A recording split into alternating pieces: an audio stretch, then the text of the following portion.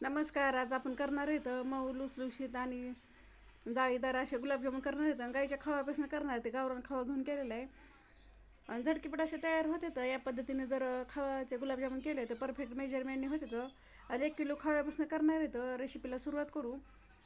एक अशी मोठी परात घ्यायची, त्यामध्ये 1 किलो खवा टाकणार आहे. हे गावरान खवा आहे त्यामुळे असं पातळ आहे, असं घट्ट नाही अजिबात. आणि खवा टाकून घेतलं की असं थोडंसं हाताने असं मॅश करून घेणार आहे, कारण त्यामध्ये गाठी वगैरे असतं तर त्यामध्ये चांगलं असं मॅश करून घ्यायचं. सगळं असं थोडं थोडं करून मॅश करून घेतलं की 300 ग्राम पनीर घेतलेलं आहे. ऑप्शनल आहे, नाही टाकलं तरी चालतं, पण पनीर टाकलं की आपण डब्यातले जसे गुलाबजामुन खातो तसे गुलाबजामुन लागते. तर हे पनीर पण असं हाताने मॅश करून घेणार आहे, किंवा तुम्ही खिसणी जर खिसून घेतलं तरी चालतंय.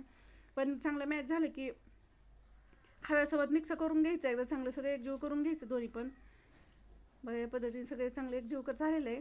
आता ह्यामध्ये आपल्याला मैदा टाकून घ्यायचा आहे. हे 150 ग्राम मैदा आहे. 1 किलो खावा म्हणलं की 150 ग्राम मैदा लागतं आहे. आणि मैदा चाळून घ्यायचा, त्यामध्ये थोडंसं सोडा टाकलेलं आहे, छोटा अर्धा चमचा सोडा टाका, सोडा जास्त वापरायचं नाही आहे. आणि सगळं चांगलं एकजीव अजून एकत्र मळून घेणार आहे. तर हे सगळं एकजीव करून घ्यायचं. तुम्हाला मैद्याचं पीठ जर नसेल वापरायचं, त्याच्याऐवजी तुम्ही तेवढंच गव्हाचं पीठ जरी टाकलं तरी चालतं आहे. बघा हे सगळं चांगलं एकजीव झालं. आता थोडं थोडं घ्यायचं हे पीठ मळायला आहे ते आपण, आणि हे असं हाताच्या साह्याने असं चांगलं एकजीव करून घेणार आहे. ते चांगलं जेवढं आपण चांगलं मळून घेऊ तेवढे गुलाबजामुन असे छान होते, तयार होते तर मऊ होते. तर त्यात थोड्याशा बारक्या गाठी वगैरे काय राहिलं असेल तर सगळं असं एकत्र करून घ्यायचं. आणि तुम्हाला अजून दाणे जर पाहिजे असेल तर 2 चमचे रवा टाकून घ्यायचा.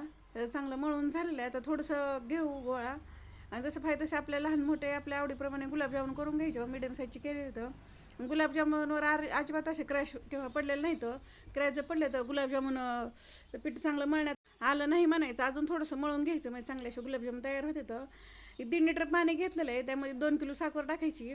1 किलो खावा आहे, 300 ग्राम पनीर आहे आणि 150 ग्राम मैदा आहे, त्यामुळे मी 2 किलो साखर वापरलेली. बरोबर असं गोड होतं आहे, परफेक्ट असं गोड होतं ते. बरोबर साखर मेजरमेंट आहे त्याचं. हे साखर चांगली मिक्स करून घ्यायचं.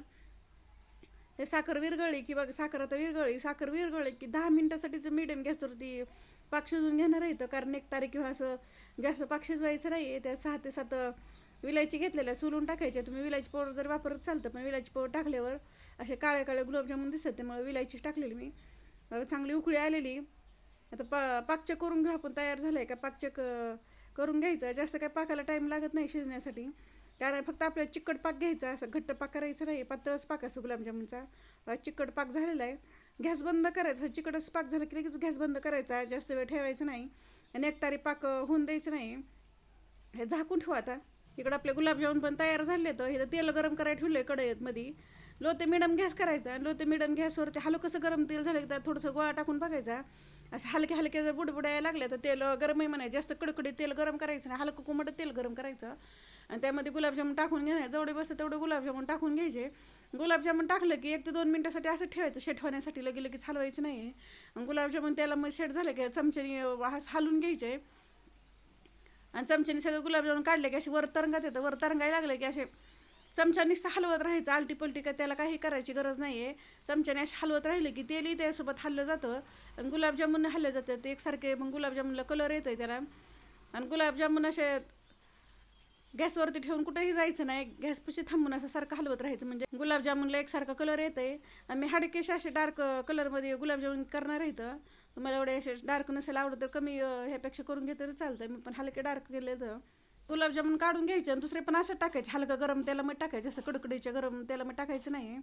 आणि पाक कोमट पाहिजे, आणि गुलाबजामुन गरम असले की कोमट पाकमध्ये गुलाबजामुन टाकायचे. पाक जर थंड झालाच हलका कोमट करून घ्यायचा आणि त्यामध्ये गुलाबजामुन सोडून घेणार आहे. तर पाक जर थंड असला तर गुलाबजामुनमध्ये मुरत नाही पाक, त्यामुळे हलका कोमट तरी पाक पाहिजे.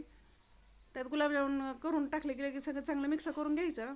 दुसरी पण बॅच तयार झाली, गुलाबजामुन झाले की लगेच पाकामध्ये टाकून घ्यायचे. सगळे गुलाबजामुन तयार झाले. तर बघा पाक परफेक्ट असा तयार झाला आहे. कारण गुलाबजामुनचा पाक जास्त काही घट्ट नसते. 3 ते 4 तासासाठी भिजत ठेवलेत गुलाबजामुन. बघा 3 ते 4 तासानंतर चांगले असे गुलाबजामुन किती फुगलेले आहेत. आणि एक तोडून दाखवतो तुम्हाला, आतमध्येपर्यंत असं चांगलं रसरशीत झालेलं आहे. तर आतमध्येपर्यंत चांगला पाक मुरलेला आहे. बघा जेवढं आपण चांगलं पीठ मळून घेईन तेवढे गुलाबजामुन असे चांगले मऊ होते. तर आणि जसे आपण डब्यामधनं किंवा बाहेर आणतो तसे त्यापेक्षाही भारी गुलाबजामुन तयार होते. तर तुम्ही असे जर गुलाबजामुन जर घरी केले तर तुम्ही बाहेर आणायला विसरतात ना, की छान असे गुलाबजामुन तयार झाले. तर या पद्धतीने. कलर तर एकसारखा आलेला आहे त्याला. मी थोडेसे डार्कच केले. तुम्हाला जर नसेल आवडत तर हलकं कलर आले की काढून घेतलं तरी चालतं. ही माझी रेसिपी कशी वाटली कमेंटमध्ये नक्की सांगा. लाईक करा, शेअर करा आणि चॅनल जर नाही सबस्क्राईब करा आणि बेल आयकॉन दाबायला विसरू नका.